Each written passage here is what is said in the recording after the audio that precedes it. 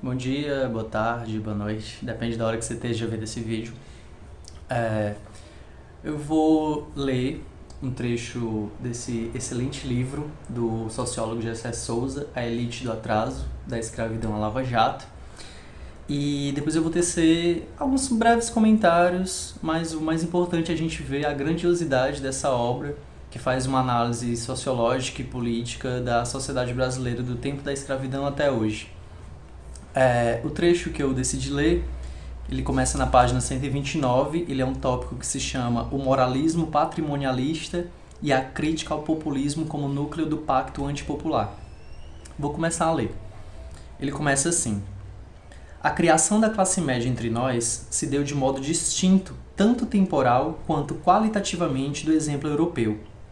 É isso que ajuda a explicar a diferença dos processos de aprendizado coletivo aqui e lá, e não supostas heranças culturais imutáveis, como o nosso culturalismo racista dominante apregoa. Como nos mostra Gilberto Freire, em sua reconstrução empírica singular do século XIX entre nós. Uma classe média em semente já começa a existir nas grandes cidades que sofrem influência do capitalismo comercial, que começa a chegar ao país a partir da abertura dos portos. Ele se refere àquele elemento que certamente, de modo ainda muito incipiente, começa a surgir nos interstícios da velha sociedade escravocrata baseada na grande lavoura. Seus nichos principais são tanto o pequeno comércio quanto os ofícios mecânicos que passam a ser uma nova demanda urbana. Mesmo sob essa forma incompleta e pontual, os setores de classe média merecem essa denominação, posto que já apontam para um primeiro aparecimento do elemento distintivo da classe média em relação a todas as outras classes.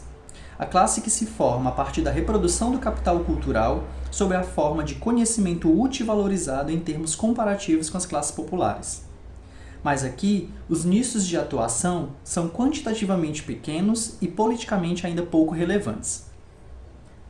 A primeira metade do século XX testemunha avanço significativo, tanto de atividades industriais e comerciais, quanto do tamanho e da efetividade do Estado na vida social.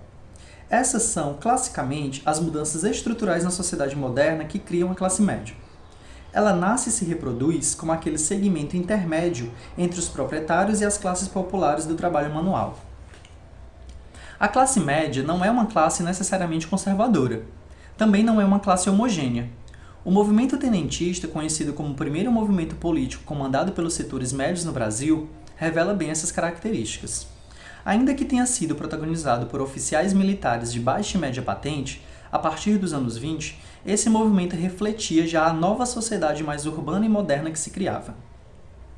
A parte rebelde da instituição militar era uma expressão desses novos anseios.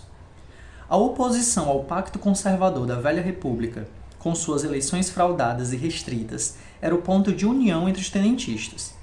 Dentro do movimento, no entanto, conviviam desde as demandas liberais por voto secreto e por maior liberdade de imprensa, até o desejo de um Estado forte como meio de se contrapor ao mandonismo rural. Parte do grupo se radicalizou politicamente na coluna Prestes, cujo líder, Carlos Prestes, seria o fundador do Partido Comunista Brasileiro. Parte do grupo se alinhou desde a Revolução de 30 com Getúlio Vargas, enquanto outra parte ainda lhe exerceu ferrenha oposição todo o tempo. O nosso primeiro movimento político com claro suporte e apoio da classe média já mostra a extraordinária multiplicidade de posições políticas que essa classe pode abrigar. Quando Sérgio Buarque elegia o patrimonialismo das elites que habitam o Estado como grande problema nacional, ele não estava dando vida, portanto, a nenhum sentimento novo. A corrupção do Estado era uma das bandeiras centrais do tenentismo. A falta de homogeneidade de pensamento dos tenentes, sua confusão em relação à hierarquia das questões principais, refletia uma carência real. Poder-se-ia, por exemplo, perceber a corrupção do Estado como efeito da captura do mesmo pela própria elite econômica, que o usa para defender e aprofundar seus privilégios. Isso teria levado a uma conscientização coletiva dos desmandos de uma elite apenas interessada na perpetuação de seus privilégios. Não foi essa a interpretação que prevaleceu. A elite do dinheiro paulista, que havia perdido o poder político, ainda que mantido o poder econômico, agiu de modo astucioso, calculado e planejado. Percebeu claramente os sinais do novo tempo. A truculência do voto de Cabresto estava com os dias contados. Em vez da violência física, deveria entrar no seu lugar a violência simbólica, como meio de garantir a sobrevivência e longevidade dos proprietários e dos seus privilégios. Com o Estado na mão dos inimigos, a elite do dinheiro paulistana descobre a esfera pública como arma. Se não se controla mais a sociedade com a farsa eleitoral, acompanhada da truculência e da violência física, a nova forma de controle oligárquico tem que assumir novas vestes para se preservar. O domínio da opinião pública parece ser a arma adequada contra os inimigos também poderosos. O que os novos tempos pedem é, portanto, um liberalismo repaginado e construído para convencer e não apenas para oprimir. O moralismo da nascente classe média urbana seria a melhor maneira de adaptar o mandonismo privado aos novos tempos. O domínio do campo na cidade tem que ser agora civilizado, adquirindo as cores da liberdade e da decência, os mantras da classe média citadina. O que estava em jogo aqui era a captura agora intelectual e simbólica da classe média letrada pela elite do dinheiro, formando a aliança da classe dominante que marcaria o Brasil daí para frente. Como se construiu esse projeto no alvorecer do século XX? A USP foi criada por essa mesma elite desbancada do poder político e pensada como a base simbólica do liberalismo brasileiro a partir de então. E também desse projeto bem urdido de contrapor a força das ideias generalizadas na sociedade contra o poder estatal, desde que esse seja ocupado pelo inimigo político, à época representando Getúlio Vargas.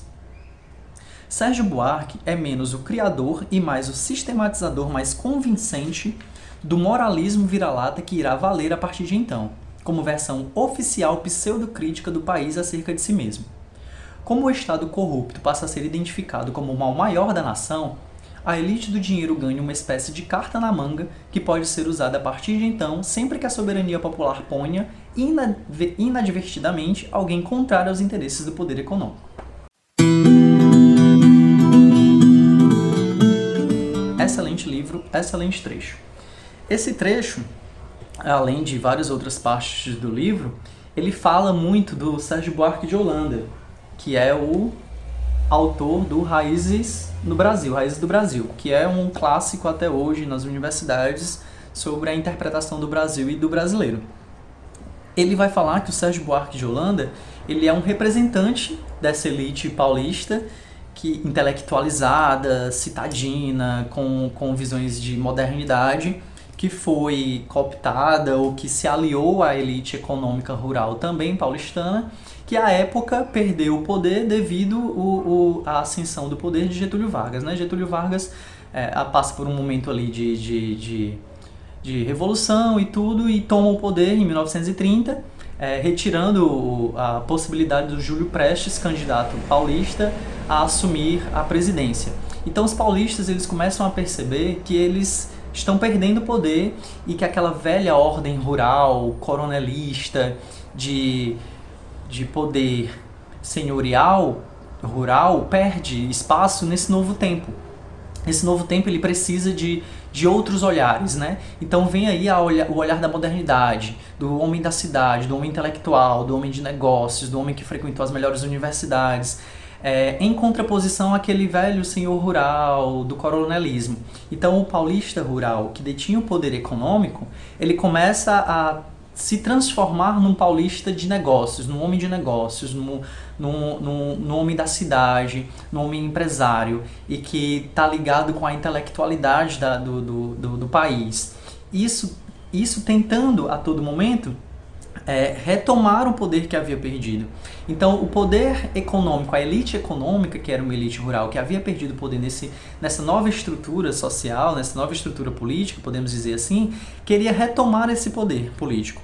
Então a elite rural, que era a elite econômica, ela começa a se transformar numa elite intelectualizada, numa elite da cidade, para retomar novamente o poder com essas novas vestes. Mas isso não significa que são outras pessoas no poder. É a mesma velha elite econômica que agora se alia a uma elite citadina, intelectual, que busca se manter no poder do Estado porque dá privilégios a eles mesmos, né?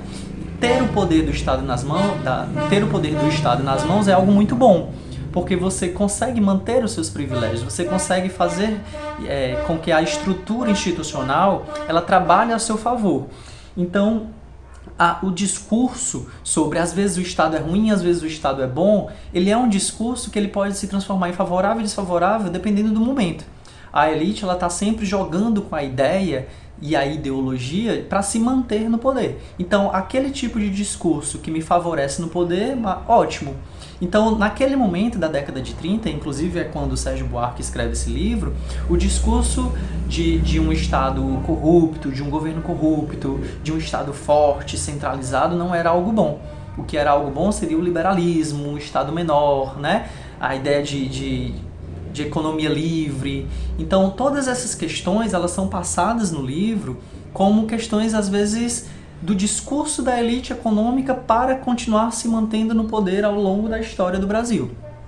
E você vê que ele fala muito dessa questão da elite paulista, da elite paulistana, você percebe até também a questão do preconceito, um pouco do preconceito que o paulista tem, ou que o sudestino no geral pode ter com o nordestino também no geral, que a gente vê isso geralmente, né, nas redes sociais e tudo, também está ligado a isso.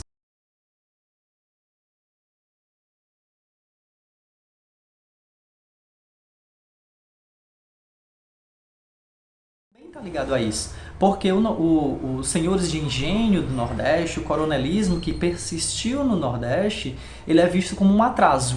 É algo que atrasa, não é a visão desse Brasil moderno. Então o nordestino muitas das vezes é visto como ignorante, como atrasado, porque está ligado ainda com essas questões da ruralidade, para esse paulista moderno que está surgindo ali na década de 30. Então a ideia de Estado corrupto, de corrupção, de que é preciso trocar o governo, mudar o Estado, ele é um discurso que ele surge num determinado momento pela elite econômica e intelectual para conseguir se manter lá no poder do Estado, né? O determinado governo ou Estado é ruim quando a gente não está com o poder nas mãos. Quando a gente está com o poder nas mãos, o Estado é ótimo. Agora, quando a gente não está mais com o poder nas mãos, o Estado é horrível e a gente precisa a todo momento criar uma figura para poder demonizar e retomar o poder do Estado. E assim ao longo da história do Brasil.